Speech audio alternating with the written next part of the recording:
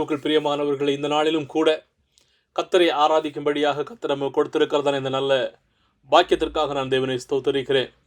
நம்முடைய வாழ்க்கையிலே அவர் நல்லவராகவும் வல்லவராகவும் எல்லா விதமான தேவைகளையும் அவர் சந்தித்து போதுமானவராக இருந்திருக்கிறாரே என்று சொன்னால் அவருடைய கிருபைகளுக்கும் இரக்கங்களுக்கும் முடிவில்லை. நாம் இந்த கிறிஸ்து பிறப்பு தினங்களை ஒட்டி கிறிஸ்துமஸின் செய்தியை நாம் பார்த்து வருகிறோம். இந்த நாளிலும் கூட லூக்கா 2வது அதிகாரத்திலிருந்து மேய்ப்பர்களுடைய சாட்சியம் என்கிறதான தலைப்பிலே கொஞ்ச நேரம் நாம் தேவனுடைய வார்த்தைகளை லூக்கா 2வது அதிகாரம் வசனம் 8 20 வரையிலும் நாம் தியானிக்க போகிறோம். அந்த பகுதிகளை நாம் படிக்கலாம். அப்பொழுது அந்த நாட்டிலே மேய்ப்பர்கள் வயல்வெளியில் தங்கி ராத்திரியிலே தங்கள் மந்தையை காத்து கொண்டிருந்தார்கள். அவ்வேளையில் கர்த்தருடைய தூதன் அவர்களிடத்தில் வந்து நின்றான். கர்த்தருடைய மகிமை அவர்களை சுற்றிலும் பிரகாசித்தது. அவர்கள் மிகவும் பயந்தார்கள். தேவதூதன் அவர்களை நோக்கி, பயப்படாதிருங்கள், இதோ எல்லா ஜனத்துக்கும் மிகுந்த சந்தோஷத்தை உண்டாக்கும் நற்செய்தியே உங்களுக்கு அறிவிக்கிறேன். இன்று கர்த்தராகிய கிறிஸ்து என்னும் இரட்சகர் உங்களுக்கு தாவீதின் ஊரிலே பிறந்திருக்கிறார். பிள்ளையை துணிகளில் சுற்றி முன்னணியில் கிடத்தியிருக்க காண்பீர்கள். இதுவே உங்களுக்கு அடையாளம் என்றான்.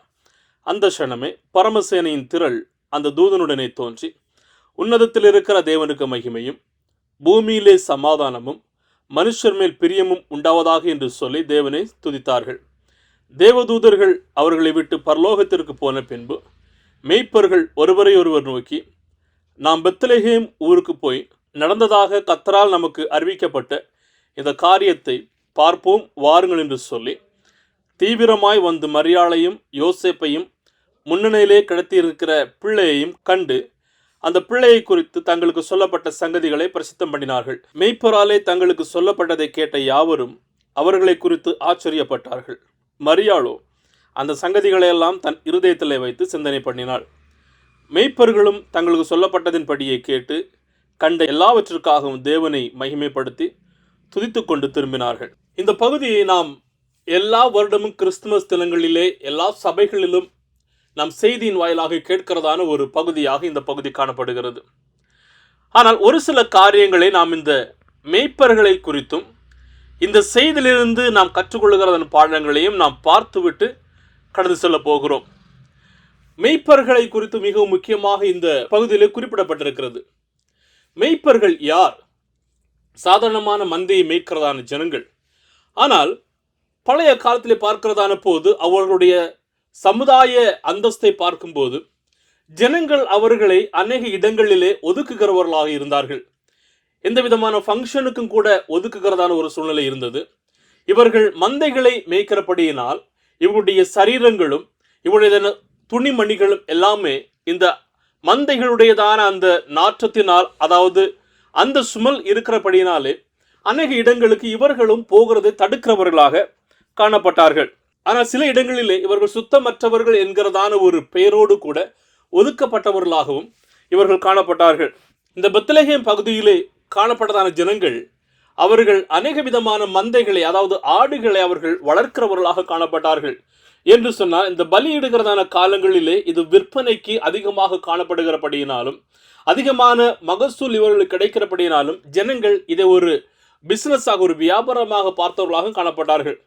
ஆனால் இந்த மெய்ப்பெண் என்கிறதான ஒரு வார்த்தையை யூதர்களுடையதான கலாச்சாரத்தில் நாம் பார்க்கிறதான போது எல்லா ஜனங்களுக்கும் உடனடியாக ஞாபகம் வருகிறது. யார் என்று சொன்னால் தாவீது ராஜா. அந்த தாவீது யாராக இருந்தார் என்று சொன்னால் ஒரு மேய்ப்பராக இருந்தார். அதன் வழியே தான் இந்த ஆட்டுக்குட்டியானவராகிய கிறிஸ்து வெளிப்பட்டார் என்கிறதான ஒரு செய்தி, ஒரு வார்த்தை எல்லாருக்குமே நாம் புரிகிறதாகவும் தெரிகிறதாகவும் காணப்படுகிறது.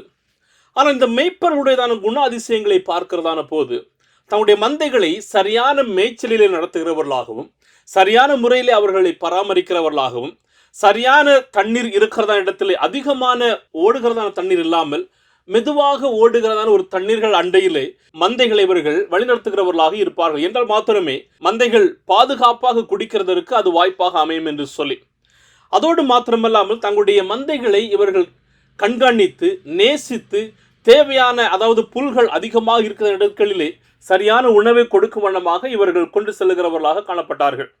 வேதத்திலே நாம் ஆரம்பத்திலிருந்தே பார்க்கிறதான போது, ஆதியாக 37 அதிகாரத்து வருகிறதான போது யோசேப்பின் சகோதரர்கள் சிக்கிம் என்கிறதான ஒரு பகுதியிலே தங்களுடைய மந்தைகளை மேய்த்து கொண்டிருக்கிறார்கள். யாக்கோபு யோசேப்பை அழைத்து, நீ போய் உன்னுடைய சகோதரர்களை பார்த்து விட்டு வா என்று அனுப்புகிறார். ஆனால் யோசேப்பு அங்கே பார்க்க போகிறதான போது சிக்கீமிலே தன்னுடைய சகோதரர்கள் இல்லை. அங்கே மேய்ச்சல் முடிவற்ற நிலையிலே அவர்கள் தோத்தான் என்கிறதான ஒரு பகுதியை கடந்து செல்கிறார்கள். இப்படி ஒரு பகுதியிலே அதிகமான புல்கள் இருக்கிறதான போது தன்னுடைய மந்தைகளை அங்கு மேய்ப்பார்கள். அங்கு அந்த உணவளிக்கான தன்மை குறைந்து வருகிறதான போது ஒரு இடத்திலிருந்து இன்னொரு இடத்திற்கு தங்களுடைய மந்தைகளை அவர்கள் அழைத்து செல்வார்கள். இதுதான் ஒவ்வொரு இடமாக இந்த மேய்ப்பர்கள் தங்களுடைய மந்தைகளை சரியான பகுதிக்கு அழைத்து செல்வார்கள். ஒருவேளை அதே போலதான் இந்த மேய்ப்பர்கள் கூட ஏதோ ஒரு இடத்திலே அவர்கள் தங்களுடைய மந்தையை மேய்க்க ஆரம்பித்திருப்பார்கள். மேய்த்து இப்போது இந்த பெத்லகேம் பகுதியிலே தங்களுடைய மந்தைகளை மேய்த்து கொண்டு இங்கே காணப்படுகிறார்கள். என அருமையான தேவ ஜனங்களே, வேதத்திலே அநேக இடங்களிலே இந்த மேய்ப்பர்கள் என்கிறதான வார்த்தை ஒரு தலைவன் என்கிறதற்கும் அல்லது வழி நடத்துகிறவன் என்கிறதான ஒரு பகுதியிலும் நாம் பார்க்க முடியும். தேவன் இந்த மேய்ப்பன் என்கிறதான ஒரு உருவகத்தோடு அழைக்கப்பட்டவராகவும் காணப்படுகிறார். எனவேதான் சங்கீதம் 23 தாவீது சொல்லுவார், கர்த்தர் என் மேய்ப்பராக இருக்கிறார், அவர் என்னை சரியான பாதையில் நடத்துகிறவர், அவர் என்னை அமர்ந்த தண்ணீர் கண்டையில் கொண்டு போய் விடுகிறவர், அவர் என்னுடைய ஆத்துமாவை தேற்றுகிறவர், அவர் எனக்கு சரியான உணவை கொடுக்கிறவர், என்னை மரண பள்ளத்தாக்கிலிருந்து அவர் என்னை காப்பாற்றுகிறவர் என்கிறதான அந்த உருவகத்தை மிகவும் உணர்ந்தவராக தாவீது சொல்லுகிறதை பார்க்க முடியும். அதே போல புதிய ஏற்பாட்டிலே யோவான் 10வது அதிகாரத்தில் நேராக வருகிறதான போது நானே நல்ல மேய்ப்பன் என்று இயேசு சொல்லுகிறதை பார்க்க முடியும். அப்படியானால் நம்முடைய வாழ்க்கையும் ஒரு சரியான பாதையில் நடத்துகிறதற்கும், நம்முடைய வாழ்க்கையும் ஒரு சீரான வழியிலே நம்மை நடத்தி செல்லுகிறதற்கும், நம்முடைய தேவைகளை சந்திக்கிறதற்கும், நம்மை சரியாக பராமரிக்கிறதற்கும், நம்மை நேசிக்கிறதற்கும் இந்த மேய்ப்பன் நம்மோடு கூட இருக்கிறவராக காணப்படுகிறார். இப்போது இந்த மேய்ப்பர்கள் வயல்வெளிகளிலே தங்களுடைய மந்தைகளை அவர்கள் காத்து கொண்டு இருக்கிறார்கள். இந்த இடத்திலே அவர்களுக்கு காணப்படுகிறதான ஒரு செய்தி என்னவென்று சொன்னால், இயேசு பிறப்பின் செய்தி இந்த மேய்ப்பர்களுக்கு கொடுக்கப்படுகிறது. இந்த உலகத்திலே ராஜாவாக பிறந்திருக்கிறதான ஒருவருடைய செய்தி இந்த மேய்ப்பர்களுக்கு, சமூகத்தினால் புறக்கணிக்கப்பட்டவர்களுக்கும், சமூகத்தினரால் ஏற்றுக்கொள்ளப்படாதவர்களுக்கும், சமூகத்தினரால் இவர்கள் சுத்தமற்றவர்கள் என்று சொல்லப்பட்டதான இந்த ஜனங்களுக்கும் இயேசு பிறப்பின் நற்செய்தி அறிவிக்கப்பட்டதாக காணப்படுகிறது. என்னை கேட்டுக்கொண்டிருக்கிறதான அருமையான தேவ ஜனங்களே, உங்களுடைய வாழ்க்கையிலே ஒருவேளை நீங்கள் நேசித்த ஜனங்கள், சமுதாயத்தினர் உங்களை ஒதுக்கி இருக்கலாம், வெறுத்து இருக்கலாம், அசட்டை பண்ணி இருக்கலாம்.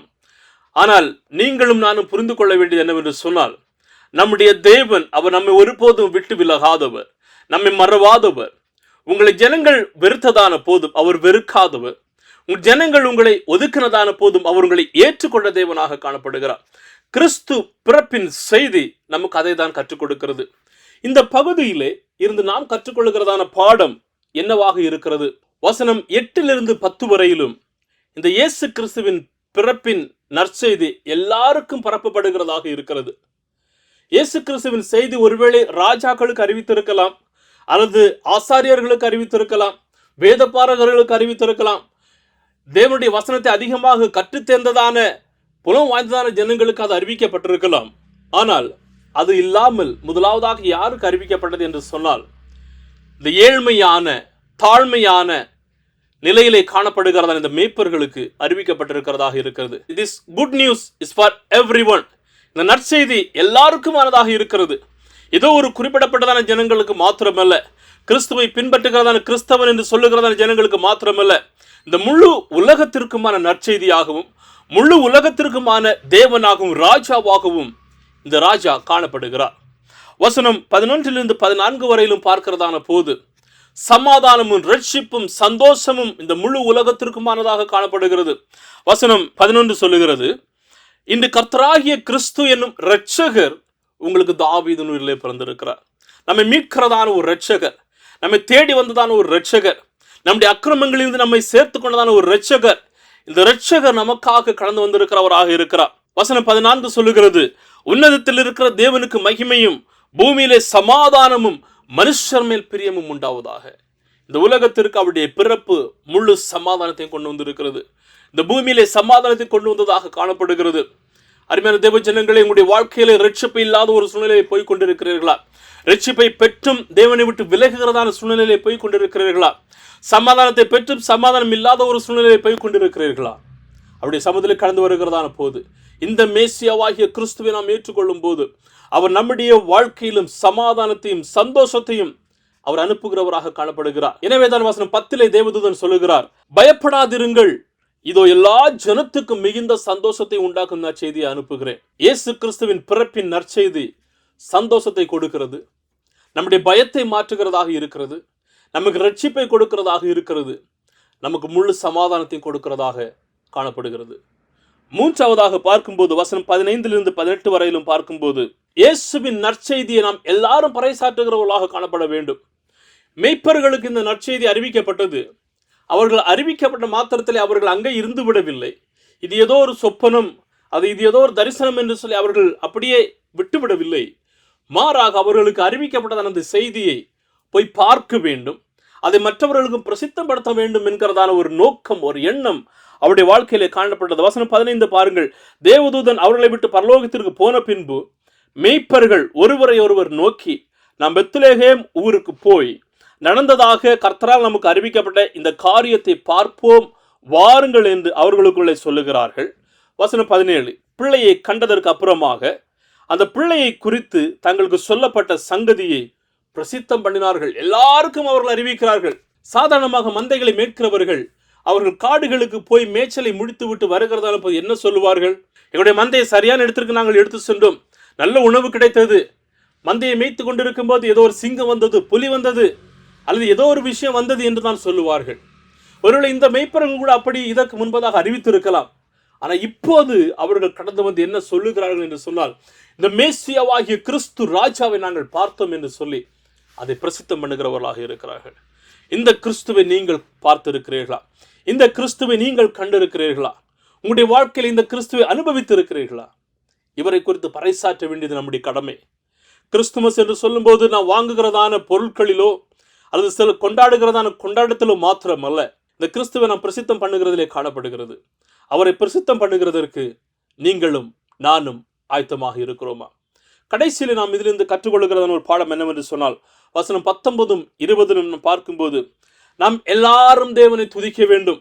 இந்த சங்கதிகள் எல்லாம் நடந்ததற்கு அப்புறமாக எல்லாரும் தேவனை துதிக்கிறார்கள். பாருங்கள் வசனம் 20, மேய்ப்பர்களுக்கும் தங்களுக்கு சொல்லப்பட்டதன் படியே கேட்டு கண்ட எல்லாவற்றிற்காகவும் தேவனை மகிமைப்படுத்தி துதித்து கொண்டே திரும்பி போனார்கள்.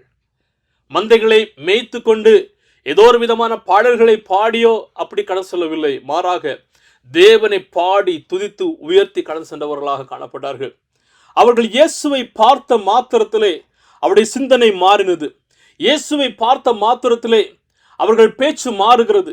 இயேசுவை பார்த்த மாத்திரத்திலே அவர்களுடைய பாடல்கள் மாறுகிறது. இப்போ தேவனை உயர்த்துகிறதான துதி அவருடைய நாவிலே கொடுக்கப்பட்டிருக்கிறது. தேவனை துதிக்கிறவர்களாக காணப்படுகிறார்கள். என்னை கேட்டுக்கொண்டிருக்கிறது அறிவான தேவ ஜனங்களே, உங்களுடைய வாழ்க்கையிலும் என்னுடைய வாழ்க்கையிலும் இந்த தேவனை உயர்த்த வேண்டியது அவசியம். இந்த தேவனை துதிக்க வேண்டியது அவசியம். இந்த தேவனை பறைசாற்ற வேண்டியது அவசியம். ஏனென்று சொன்னால் நம்முடைய துதிகளுக்கும் கனத்திற்கும் பாத்திரர் இந்த தேவனாக காணப்படுகிறார். ஒருவேளை நீங்கள் அநேக விதமான இன்னல்கள் வழியாக கடந்து செல்லலாம்.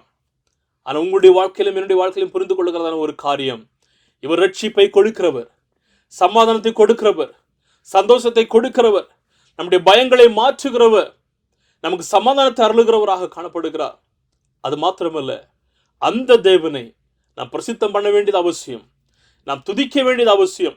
நாம் உயர்த்த வேண்டியது அவசியமானதாக இருக்கிறது. இந்த கிறிஸ்து பிறப்பு காலங்களிலே இந்த கிறிஸ்துவை பற்றி நாம் மற்றவர்களுக்கு எடுத்துரைக்கிறதிலும் மற்றவர்களுக்கு நாம் உதவுகிறதிலும் நாம் ஆயத்தமுள்ளவர்களாக காணப்படுவோம். கர்த்ததாமே நாம் ஒவ்வொருவருக்கும் அப்படிப்பட்டதான ஒரு கிருபைகளையும் தாளந்தையும் அவர் தந்தருள்வாராக. தேவ கிருபை, தேவ சமாதானம் உங்களோடு கூட இருக்கட்டும். ஆமென். God bless you.